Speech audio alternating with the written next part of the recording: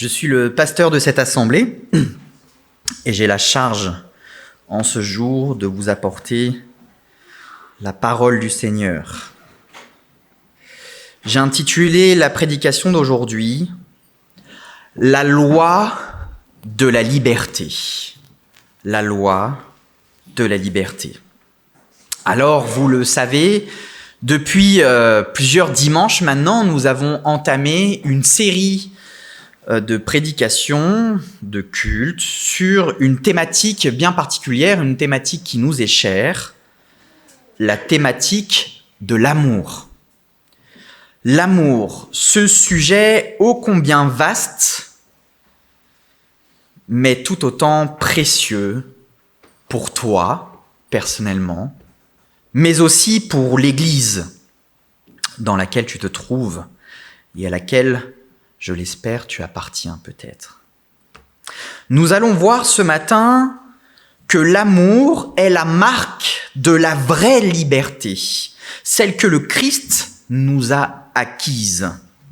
Le texte d'aujourd'hui se trouve dans l'épître aux Galates.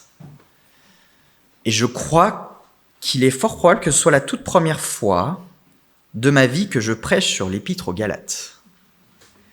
Quel exercice! C'est toujours une épître que j'ai un peu redoutée, car elle s'inscrit dans un contexte un peu particulier. Et c'est pourquoi je vais passer du temps à l'expliquer, tout simplement parce que si on ne comprend pas le contexte de la lettre, le texte qui va nous intéresser aujourd'hui peut être interprété d'une mauvaise manière. Donc c'est important de comprendre ce que l'apôtre a voulu écrire, à qui il l'écrit et pourquoi il l'écrit. Tout d'abord, il faut savoir que l'épître aux Galates est très probablement la toute première lettre que l'apôtre Paul a écrite. Et non, ce n'est pas l'épître aux Romains ou les deux épîtres aux Corinthiens. La toute première lettre que Paul a écrite, c'est la lettre aux Galates. Et contrairement aux autres épîtres pauliniennes, le ton de la lettre aux Galates est très différent. Plutôt que de commencer par ses habituels remerciements, que l'on retrouve dans toutes ses autres lettres, l'apôtre commence par une malédiction adressée à ceux qui viennent annoncer un autre évangile. Si quelqu'un vous amène un autre évangile, qu'il soit anathème, dans d'autres traductions, vous avez qu'il soit maudit. Le décor est planté. Ce n'est pas vraiment une lettre de courtoisie, la lettre aux Galates. C'est une lettre plutôt dure. Dans cette missive, Paul s'en prend aux adversaires de l'évangile, entre guillemets. Qui sont ces adversaires? Alors, il y a plusieurs hypothèses. La plus solide, je pense, sont celles dites des judaïsants, c'est-à-dire des chrétiens, très certainement d'origine juive ou venant de Judée. Pour eux, la pratique de la loi de Moïse, donc la loi de l'Ancien Testament, celle que Dieu a donnée à Moïse, est nécessaire pour être un bon chrétien. Leur message inclut donc la pratique de la circoncision, le respect de certains jours et de certaines fêtes, et d'une manière évidemment plus générale, la soumission à la loi mosaïque. Dans cette lettre, on peut trouver 3 problèmes qui s'insèrent l'un dans l'autre. C'est comme si en fait on voyait un gros problème, on zoome sur ce problème, on en trouve un deuxième, on zoome encore sur ce deuxième problème et on trouve le troisième. Les 3 problèmes nous intéressent aujourd'hui. C'est pour ça que le contexte de la lettre est important. La première problématique, c'est la question de l'identité. Thème cher aux chrétiens, qui est souvent d'ailleurs le sujet de nombreux interjeunes, soirées pulse, etc. La question de l'identité du chrétien. Pour les judaïsants, l'appartenance au peuple de l'Alliance dépend du respect de la loi. C'est-à-dire, on sait qui appartient au peuple de Dieu de la manière dont il respecte la loi, entendons-nous bien, la loi de Moïse. Mais pour l'auteur de la lettre, l'apôtre Paul, cette appartenance ne dépend pas de ça, elle dépend de notre union à Christ. Et c'est pas la même chose. Et on va y revenir un petit peu plus tard. On zoome sur le problème de l'identité et on arrive sur une deuxième problématique, la problématique du régime sous lequel nous vivons. Si nous suivons le message des judaïsants, il faut obéir à la loi mosaïque et donc, notamment, se faire circoncire. L'objectif étant de persévérer dans la vie chrétienne en agissant ainsi. Mais le faire dans cet objectif, c'est se placer sous un régime bien particulier, le fameux régime de la loi, c'est-à-dire sous l'exigence impraticable de la loi pour plaire à Dieu. Le problème, c'est qu'on ne peut remettre la loi en vigueur sans se constituer soi-même coupable devant Dieu. Et oui, ça change la donne, parce qu'elle met en lumière que tout homme est pécheur. Et donc ça change d'une certaine manière notre statut. Au contraire, le régime qui lui est opposé, que vous connaissez bien, le régime de la grâce, manifeste que seule la foi en Jésus-Christ nous permet d'être justifiés, car le Fils de Dieu a été condamné à notre place et nous libère ainsi de notre culpabilité. Ce n'est pas être sous le même régime. Le troisième problème, si on zoome sur cette question des régimes, c'est de compter sur nos propres ressources, nos propres forces pour parvenir à la perfection. Seul l'Esprit, avec un grand E, autrement dit l'Esprit de Dieu, donné à celui qui a cru en Christ pour être en règle aux yeux de Dieu, peut nous rendre capables. C'est en comptant sur cet Esprit que le justifié, libéré du régime de la loi, peut enfin, librement, répondre à la volonté de Dieu. Et la volonté de Dieu, vous commencez à la connaître, car on n'a de cesse de la répéter plusieurs dimanches. Aime ton prochain comme toi-même, exactement ce que des commentateurs appellent la loi de Christ. La loi de Christ. Je vous donne un commandement nouveau. Aimez-vous les uns les autres comme je vous ai aimé. À cela, tous reconnaîtront que vous êtes mes disciples. À partir du texte d'aujourd'hui, maintenant qu'on a bien planté le décor de la lettre, nous allons méditer sur le sujet de la liberté. Mais quel est le lien avec notre série sur l'amour ?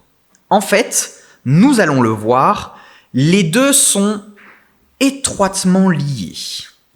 Le premier élément que nous allons voir ensemble, c'est la vraie liberté. La vraie liberté. Le deuxième point, le cadre pour vivre cette liberté, car toute liberté nécessite un cadre pour être pleinement vécue.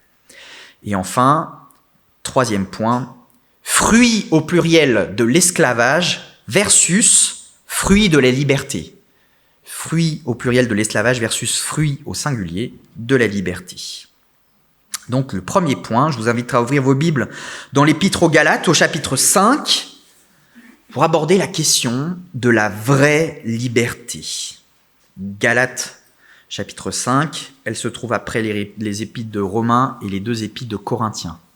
Rococo, Gall. Ah oui, c'est important, hein. Moi aussi j'en ai besoin de ça. Hein. Ce mémotechnique qui doit rester, qui m'a bien servi pour mes études d'ailleurs. Galates 5, 13 à 15 pour l'instant. Oui, mes frères et sœurs, vous avez été appelés à la liberté. Seulement, ne faites pas de cette liberté un prétexte pour vivre comme des hommes livrés à eux-mêmes. Au contraire, par amour, mettez-vous au service les uns les autres. Car la loi se trouve accomplie tout entière par l'obéissance à cette seule parole, tu aimeras ton prochain comme toi-même. Mais si vous vous blessez les uns les autres et si vous vous entredéchirez, prenez garde. Vous vous détruirez mutuellement. On va s'arrêter là pour l'instant. Nous sommes appelés à la liberté. Quel beau projet, n'est-ce pas l'un des buts majeurs de l'homme tout au long de sa quête, la quête de la liberté, qui a donné d'ailleurs de très grands films. Ce qui veut dire que nous ne sommes plus sous le joug de la loi, qui conduit à la culpabilité, qui nous condamne et qui souligne notre incapacité à être en règle aux yeux de Dieu. Pourtant, il semblerait que nous étions libres auparavant, avant notre conversion. C'est ce que beaucoup de gens croient. Vraiment, je n'en suis pas si sûr. Car en réalité, nous étions des esclaves du péché. Mais maintenant que nous sommes réellement libres, est-ce que l'on peut vivre comme avant, mais sans la culpabilité vis-à-vis de Dieu? C'est une question qui est aussi abordée dans l'Épître aux Romains, chapitre 6. La réponse est évidemment non. Non. Il y a 2 semaines, nous avons eu la joie ici d'avoir des baptêmes. Et j'aimerais ce matin que vous fassiez l'exercice de vous souvenir du vôtre. Vous rappeler du vôtre. Ou pour celles et ceux qui vont passer par là prochainement, de méditer sur le vôtre qui arrive. Ça marche aussi. Vous rappelez du vôtre, cet acte auquel vous vous êtes conformés et qui symbolise la crucifixion de votre vieil homme, votre ancien vous, votre ancienne personne. Crucifixion de cette condition, donc, que vous avez quittée, puisqu'elle est morte. C'est pourquoi revenir sous le régime de la loi constitue un retour en arrière. Un retour à notre condition en Adam, c'est-à-dire notre condition sans l'Esprit de Dieu. Paul fait appel à notre changement d'attitude. Ne plus être animé par nos désirs, mais être animé par l'amour. Ce changement d'attitude se caractérise par des actes concrets, tels que se mettre au service les uns des autres, manifester l'amour de Dieu pour nous, la grâce que nous avons reçue, la manifester aussi aux autres. C'est ça, la loi de Christ. L'apôtre a recours à un argument fort, l'argument de la loi. N'est-ce pas paradoxal lorsqu'on sait qu'il s'en prend justement aux judaïsants qui veulent l'imposer aux chrétiens d'origine païenne? Mais Paul ne parle pas ici de la loi rituelle. Il parle de la loi de Christ. Le sens de cette loi n'est pas de justifier celui qui la met en pratique, mais plutôt de la mettre en pratique parce que nous sommes justifiés. Vous saisissez la nuance? On ne le fait pas pour être justifié, mais on le fait parce que nous sommes justifiés. En fait, il y a un ordre des choses qui est différent. Et du coup, ça change la perspective de pourquoi on le fait. Il y a beaucoup de religions où on obéit à des règles dans le but de se justifier devant Dieu, de montrer qu'on est meilleur que les autres et donc que quelque part, nous, on fait partie de ceux qui méritent. Ça, c'est être sous la loi. Essayer d'accomplir la loi pour être justifié devant Dieu. J'ai obéi, je n'ai jamais dévié ni à gauche ni à droite, et donc je mérite d'obtenir quelque chose. Paul modifie la conception. On ne fait plus pour être justifié, mais on le fait parce que premièrement, nous sommes justifiés. Et donc, pourquoi on le fait? Parce qu'on aime. Notre objectif, c'est plus la justification, quelque chose de personnel, c'est l'amour. Parce qu'on aime, parce qu'on témoigne aux autres, parce qu'on manifeste ce que nous avons vécu. Nous sommes au bénéfice de l'amour de Christ, et donc, on le partage. Ça ne se garde pas pour soi égoïstement. Ça se partage. C'est ça, la loi de Christ. Nous obéissons parce que nous sommes sous le régime de la grâce. Non dans le but d'obtenir de Dieu des faveurs, mais parce que nous avons obtenu par Jésus-Christ la vraie liberté. Néanmoins, l'auteur remet une couche de mise en garde. En vivant comme des hommes livrés à eux-mêmes, il y a un risque non négligeable de nous blesser entre frères et sœurs, de nous faire du mal, de nous détruire et donc d'abîmer l'Église que notre Seigneur s'est acquise, je le rappelle, par son sang. On doit respecter l'Église du Seigneur. On doit se respecter les uns les autres, même quand c'est dur, ce qui doit nous animer, c'est l'amour. Et je vais revenir dessus un peu plus tard. Vous vous souvenez de la vision ? Mieux comprendre l'Église pour mieux la vivre. Ah, vous pensiez peut-être qu'on l'avait oublié. Pas du tout. Cette série de thématiques sur l'amour s'inscrit dans le cadre de cette vision. Mieux comprendre l'Église pour mieux la vivre, c'est aimer son prochain comme soi-même. C'est ça, vivre l'Église. Sans cette loi-là, sans la mise en place de cela dans notre cœur, ça serait très compliqué d'être l'Église. Et c'est pour ça que dans certaines églises, c'est dur de vivre l'Église. Parce qu'il n'y a pas assez d'amour. Et on doit être humble dans cette attitude, nous, ici les pères. On doit mieux s'aimer dans tous les cas. Le deuxième point que je voulais voir avec vous, la suite, le cadre pour vivre cette liberté. Toute liberté doit s'exercer dans un cadre. Parlons-en. Versets 16 à 18. « Je vous dis donc ceci. Menez votre vie dans la dépendance du Saint-Esprit, et vous n'obéirez pas aux désirs qui animent l'homme livré à lui-même. Car ces désirs sont diamétralement opposés à ceux de l'Esprit.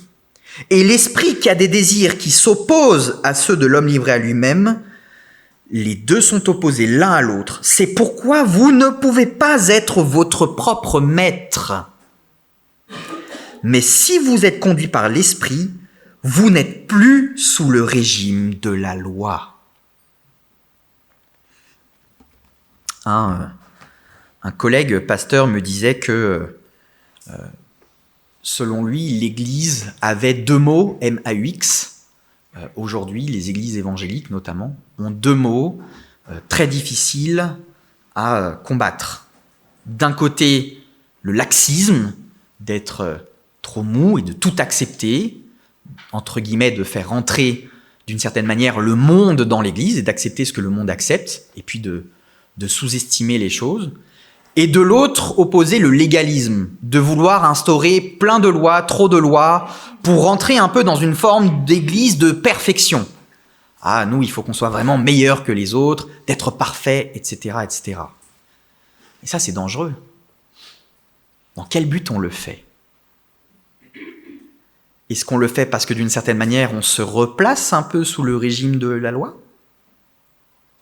Est-ce qu'on vit vraiment la grâce de Dieu ? Les deux dangers sont réels. Et la difficulté pour les responsables de l'Église, c'est d'essayer d'avoir un équilibre, une justesse, une justice entre les deux pour aller trop ni de l'un, trop ni de l'autre. À ce stade, il est fondamental de se poser la question suivante, et que chacun ici se la pose. Qui est mon maître ? Qui est le maître de ta vie ? Est-ce que ce sont tes désirs d'homme livré à lui-même, ou est-ce que c'est Dieu par son esprit ? La réponse, elle peut paraître évidente. Bon, évidemment, quand même. Mais dans les faits, on se rend compte que notre réponse, elle peut parfois être un peu nuancée sur certains éléments de notre vie. On va dire oui, évident. Puis sur d'autres, on va dire oui, j'aimerais. Mais dans les faits, ça ne se passe pas vraiment comme ça. Qui est le maître de ta vie ? Ça fait partie de la confession de foi du baptême. Cette question n'est pas toujours évidente. Accepter de laisser Dieu diriger tous les pans de notre vie n'est pas aussi simple en pratique. Ah, j'ai donné ma vie au Seigneur. C'est très bien. Est-ce que c'est vraiment le cas ?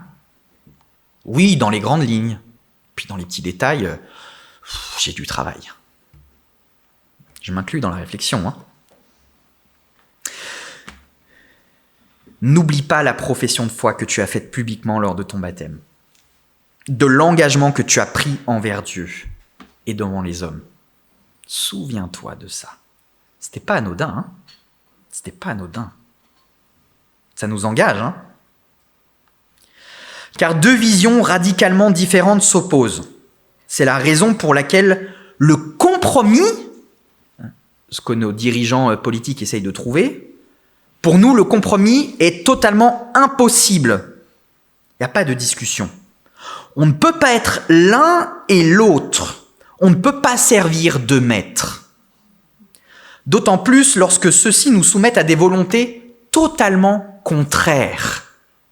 Totalement contraires. On ne peut pas dire « Ah, je vais prendre un petit peu de ça et puis un petit peu de ça et puis je vais cheminer pour aller au mieux, au mieux, au mieux. » C'est très compliqué quand il y en a un qui vous dit « Il faut aller à droite » et l'autre à gauche. La route du milieu, elle n'existe pas. Soit l'on retourne à notre état d'avant notre conversion, à savoir d'homme en Adam, livré à lui-même, sous le régime de la loi, soit l'on vit par l'esprit qui conduit celui qui est en Christ. Qui est le maître de ta vie ? Nombreux sont ceux qui voient dans la religion chrétienne des règles, et encore des règles à respecter. Ça, on l'entend très souvent. La religion, c'est des règles, il ne faut pas faire ci, il ne faut pas faire ça. En fait, il vaut mieux que je vive sans. Comme ça, j'ai pas de règles. Et comme ça, je suis libre. Être sans religion permet donc, de leur point de vue, de s'émanciper des règles superflues pour vivre libre. Mais c'est en réalité un mensonge enrobé d'une apparente vérité. Car pour que la liberté s'exerce, elle a besoin d'un cadre. Sinon, ce n'est pas de la liberté, c'est de l'anarchie. Si vous avez la liberté de sortir dans la rue, c'est parce qu'il y a des règles qui sont là pour vous protéger. Vous avez donc, a priori évidemment, moins peur parce que justement, il y a des interdits. Il est interdit de vous voler, il est interdit de vous faire du mal, etc. Mais si on fait sauter ces règles, à chaque fois que vous sortez, vous prenez un risque. Je peux me faire voler mon sac, c'est pas interdit. Peut-être on peut me tuer, c'est pas interdit. Est-ce qu'on serait réellement libre si on vivait dans un monde comme ça ? Je pense qu'il y en aurait beaucoup qui seraient barricadés dans leur maison et qui sortiraient plus jamais. Donc en réalité, sans règles, ils seraient moins libres que des gens avec des règles. On voit pas souvent les choses comme ça. Si ces règles pour vivre en société n'existaient pas, vous resteriez barricadé chez vous pour vous protéger et donc vous ne seriez plus libre. La véritable liberté, celle en Christ, nécessite donc un cadre pour pleinement s'exercer. Et ce cadre, il est pas très compliqué. Enfin, toute proportion gardée. Ce cadre, c'est la pratique de l'amour par l'esprit. C'est ça le cadre de la liberté. C'est pour ça que liberté et amour sont étroitement liés. Sans amour, il n'y a pas de liberté. Sans liberté, il n'y a pas d'amour. Le cadre de notre liberté en Christ, c'est l'amour. Nous sommes libres parce qu'on aime et parce qu'on est aimé. Du moins, je l'espère. C'est en tout cas l'objectif. Troisième et dernier point, celui-ci sera plus long que les autres. Fruit de l'esclavage versus fruit de la liberté. Alors, vous connaissez très bien Galates 5 pour un texte très connu dedans que l'on va lire maintenant, fruit de l'esprit. Galates 5, versets 19 à 25. Tout le monde voit bien ce qui procède de l'homme livré à lui-même. L'immoralité, les pratiques dégradantes et la débauche, l'adoration des idoles et la magie, les haines, les querelles, la jalousie, les accès de colère, les rivalités, les dissensions, les divisions, l'envie, l'ivrognerie, les orgies et autres choses de ce genre. Je ne puis que répéter ce que j'ai déclaré à ce sujet. Ceux qui commettent de telles actions n'auront aucune part à l'héritage du royaume de Dieu. Je vous avais dit que le ton de la lettre était dur. Mais, il y a un mec qui fait du bien. Le fruit de l'esprit, c'est l'amour, la joie, la paix, la patience, l'amabilité, la bonté, la fidélité, la douceur, la maîtrise de soi. La loi ne condamne certes pas de telles choses. Or, ceux qui appartiennent à Jésus-Christ ont crucifié l'homme livré à lui-même avec ses passions et ses désirs. Puisque l'esprit est la source de notre vie, conduisons-nous selon sa volonté. L'apôtre dresse le portrait de l'homme livré à lui-même et il est peu reluisant. On peut regrouper les œuvres citées en 4 groupes. Le premier groupe, c'est les péchés contre son propre corps. L'immoralité est ici d'ordre sexuel. Les pratiques dégradantes, nourries par exemple par la pornographie et la débauche. On avilit son propre corps pour assouvir ses désirs. Il devient un objet au service de notre esclavage. En agissant ainsi, on méprise notre être, ce que Dieu nous a donné, notre corps, pour en faire n'importe quoi. Le deuxième groupe, c'est les péchés d'ordre religieux, l'adoration des idoles et la magie. On peut ne pas se sentir concerné, mais cela peut en fait être un peu plus sournois que de grandes religions très connues. Il existe dans notre monde, surtout occidental, des formes de spiritualité jugées entre guillemets bonnes. Les énergies de la nature, on va aller se promener dans la forêt pour recharger nos batteries. Le yoga, les séances de bien-être qui utilisent des formes d'énergie ou des pierres, etc., etc. Ça, c'est plus courant par contre. Et beaucoup de chrétiens les pratiquent en ne considérant pas un aspect spirituel à ces choses-là. Le troisième groupe, ce sont les péchés contre le prochain. Les haines, les querelles, la jalousie, les accès de colère, les rivalités, les divisions, les dissensions, l'envie. Ce qui est triste dans ce qui est énuméré là, c'est que ce sont des ingrédients qu'on peut retrouver dans l'Église. Il peut y avoir des rivalités, il peut y avoir des jalousies. On peut détester son frère, parce qu'il n'est pas comme nous, on voudrait qu'il soit. On peut faire preuve de colère, des divisions. Ah, la honte des églises évangéliques. Vous savez, on est moqué dans le monde chrétien pour ça. Hein. Il existe beaucoup d'églises évangéliques parce que de toute façon, ils font que se diviser. C'est pas vraiment faux. Soyons humbles. Ça existe, c'est une réalité. On peut retrouver ces éléments dans l'Église. Quatrième groupe, l'ivrognerie, ce sont les excès, l'ivrognerie et les orgies. Toutes ces œuvres, on les retrouve dans le monde, parfois même avec des approbations. Romains 1, verset 32. Malgré cela, non seulement ils commettent de telles actions, mais encore, ils approuvent ceux qui les font. Il y a 60 ans, il y avait des choses dans notre société qu'on trouvait problématiques. Aujourd'hui, c'est bien vu, c'est cool, on les voit à la télé. Mais encore, ils approuvent ceux qui les font. L'avertissement de Paul doit être considéré avec beaucoup de sérieux. C'est pas un jeu. Ceux qui commettent de telles actions n'auront aucune part à l'héritage du royaume de Dieu. Ah, c'est cinglant. Mais comprenons bien.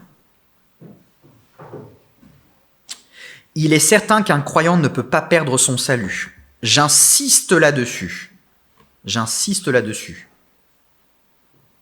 Il est certain qu'un croyant ne peut pas perdre son salut. Mais il ne doit jamais penser que ceci lui donne quelque liberté que ce soit pour pécher. On ne se moque pas du sacrifice de notre Seigneur et Sauveur. Il faut donc faire preuve de discipline. C'est un mot qu'on n'aime pas trop, ça. La discipline. Discipline envers soi-même. discipline dans la soumission et la dépendance au Saint-Esprit que Dieu nous a donné dans sa grâce. J'avais pas prévu de le faire, mais je vais le faire, parce que ça me fait trop penser à un texte. Ce texte se trouve dans l'Épître aux Romains, au chapitre 6.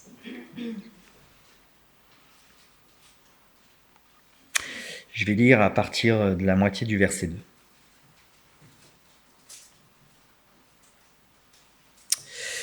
Puisque nous sommes morts pour le péché, comment pourrions-nous vivre encore dans le péché ?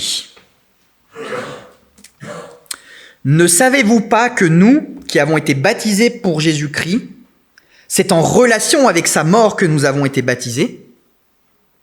Nous avons donc été ensevelis avec lui par le baptême en relation avec sa mort afin que, comme Christ a été ressuscité par la puissance glorieuse du Père, nous aussi nous menions une vie nouvelle. Nous aussi nous menions une vie nouvelle. Nous aussi nous menions une vie nouvelle. Car si nous avons été unis à lui par une mort semblable à la sienne, nous le serons aussi par une résurrection semblable à la sienne. Comprenons donc que l'homme que nous étions autrefois a été crucifié avec Christ, afin que le péché dans ce qui fait sa force soit réduit à l'impuissance et que nous ne soyons plus esclaves du péché. C'est pour ça qu'on ne peut pas avoir de maître. Car celui qui est mort a été déclaré juste, il n'a plus à répondre du péché. On n'est plus sous le même régime. Or, puisque nous sommes morts avec Christ, nous croyons que nous vivrons aussi avec lui. Car nous savons que Christ, ressuscité, ne meurt plus. La mort n'a plus de pouvoir sur lui. Il est mort et c'est pour le péché qu'il est mort une fois pour toutes. Mais à présent, il est vivant et il vit pour Dieu. Il vit pour Dieu, appelé à une vie nouvelle. Ainsi, vous aussi, considérez-vous comme morts pour le péché et comme vivants pour Dieu dans l'union avec Jésus-Christ. Est-ce qu'on se considère vraiment comme ça ? Est-ce que c'est ton identité dans ta vie de tous les jours, pas seulement le dimanche matin ? Que le péché n'exerce donc plus sa domination sur votre corps mortel pour vous soumettre à ses désirs. L'homme n'est pas si libre que ça, hein ? Ne mettez pas vos membres et organes à la disposition du péché comme des armes au service du mal, mais puisque vous étiez morts et que vous êtes maintenant vivants, offrez-vous vous-même à Dieu et mettez les membres et organes de votre corps à sa disposition comme des instruments pour faire ce qui est juste. Vie nouvelle, faire ce qui est juste. Car le péché ne sera plus votre maître, puisque vous n'êtes plus sous le régime de la loi, mais sous celui de la grâce.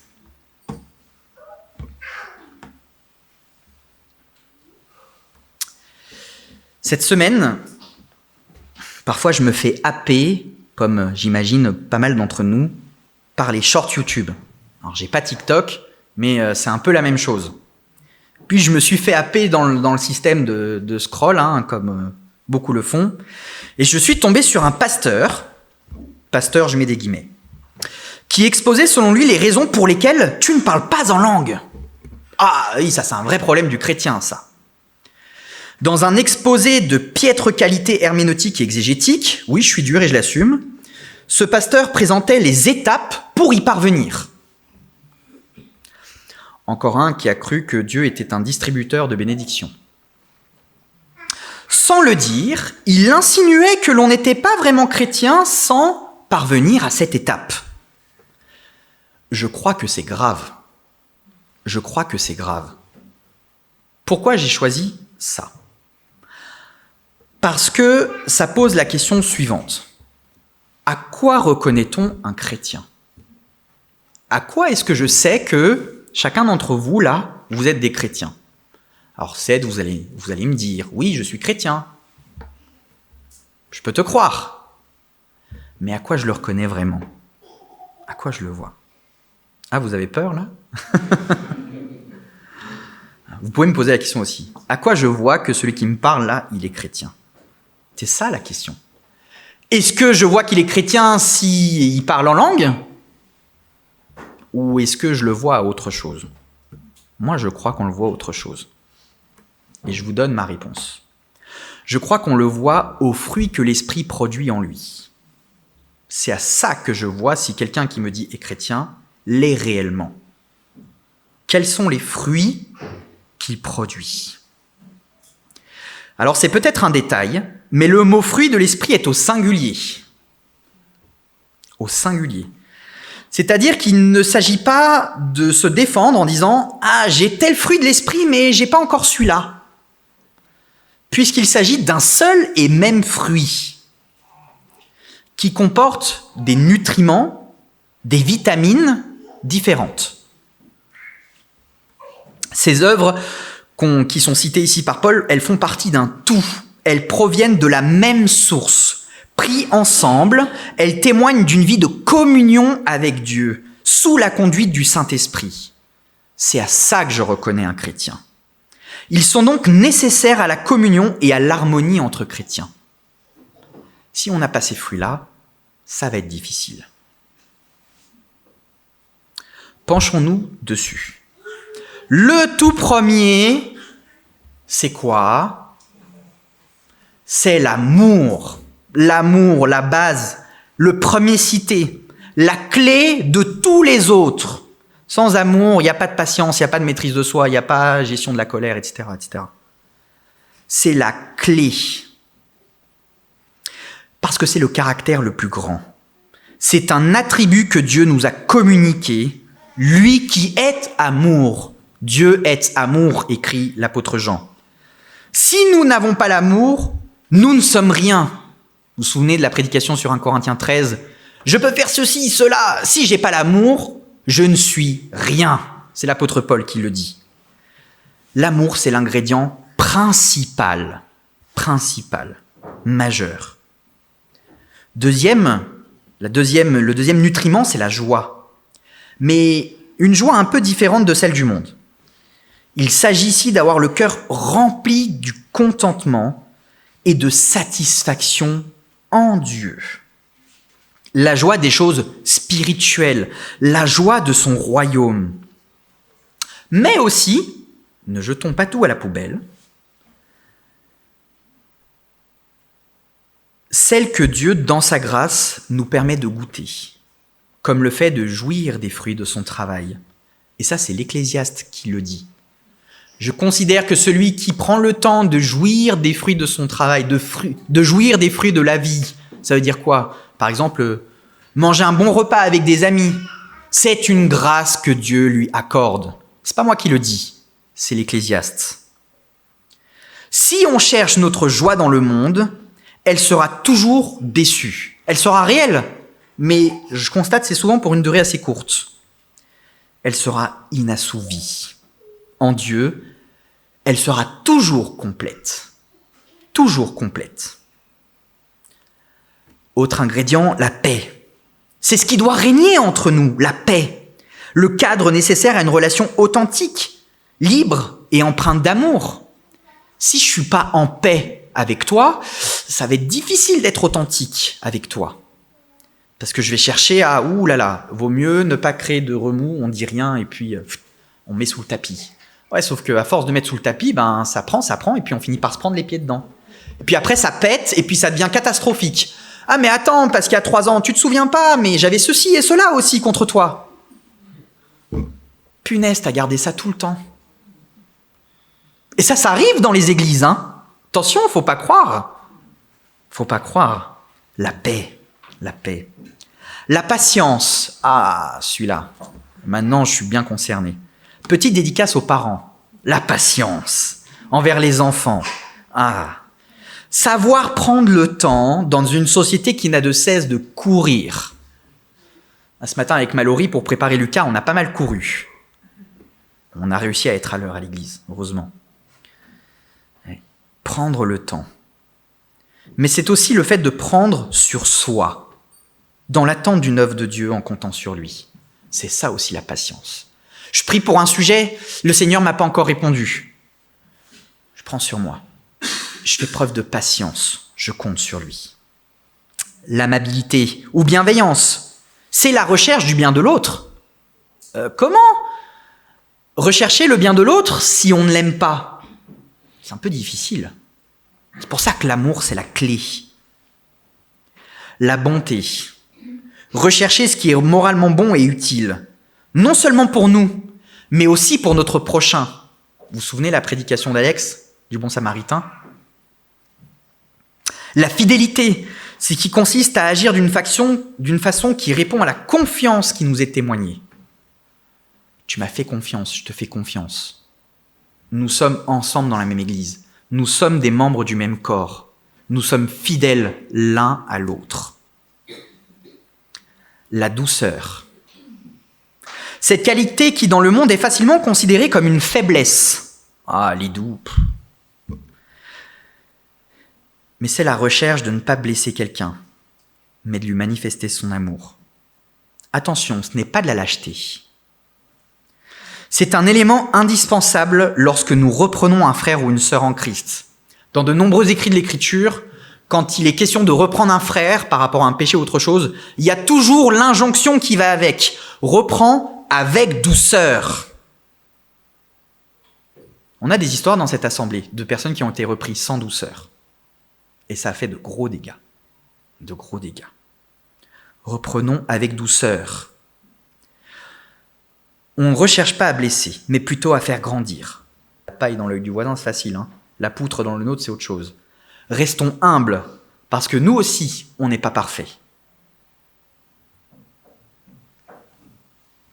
Et le dernier, celui-là est pour moi, la maîtrise de soi. Mon fils est une grande source de travail pour moi, là-dessus. La maîtrise de soi. C'est savoir se retenir. C'est la marque d'une discipline vécue par la domination sur nos désirs et la modération.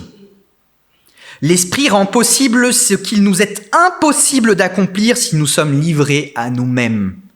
Sans l'esprit, il n'y a pas ces fruits-là. Ou du moins des fruits très incomplets. Toutes ces œuvres n'ont rien à voir avec ce que l'homme du monde produit. L'apôtre nous rappelle ici notre réalité spirituelle. Notre nous, livré à lui-même, a été crucifié avec nos passions et nos désirs. On l'a lu aussi dans Romains. Nous sommes une nouvelle personne. Nous appartenons à Christ. Ah, on le chante souvent, Jésus-Christ est Seigneur. Ouais, ok. Dans ta vie, ça veut dire quoi? Il est vraiment ton Seigneur? C'est lui qui dirige vraiment ta vie? C'est pas rien, Chanter, c'est facile. Mais je vous rappelle que les chants, c'est censé être une confession de votre cœur. Gare à ce qu'on chante, Le Seigneur nous regarde.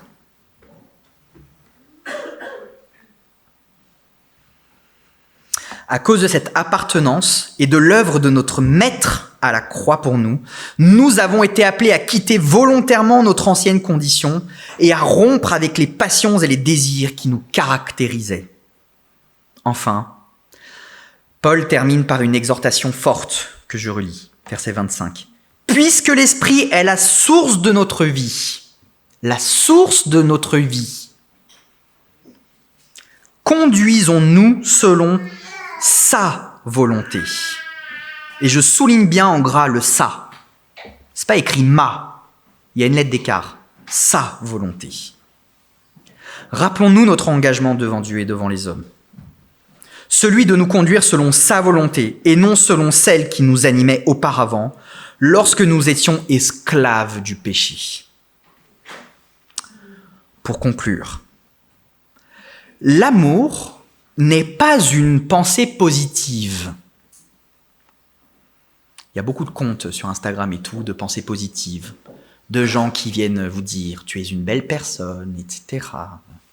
Puis l'amour, ça peut s'insinuer dedans comme une pensée positive. C'est beaucoup plus que ça pour nous. L'amour est la marque du chrétien. C'est la marque du chrétien. C'est ton identité. C'est à ça que les autres reconnaissent si tu es un disciple du Seigneur ou pas. Et non pas si tu parles en langue. C'est la marque du chrétien. Et l'amour s'inscrit dans la vraie liberté, celle qui est en Christ. Jacques l'appelle la loi royale. Il prend sa source dans le fruit de l'esprit qui habite en nous et nous pousse à accomplir sa volonté. Ça a été prié ce matin. Je crois que c'est Eunice qui a dit produit en nous le vouloir et le faire. C'est vrai. C'est vrai. L'esprit qui habite en nous et nous pousse à accomplir sa volonté, celle qui est bonne pour nous et pour les autres, celle qui nous permet d'expérimenter la liberté.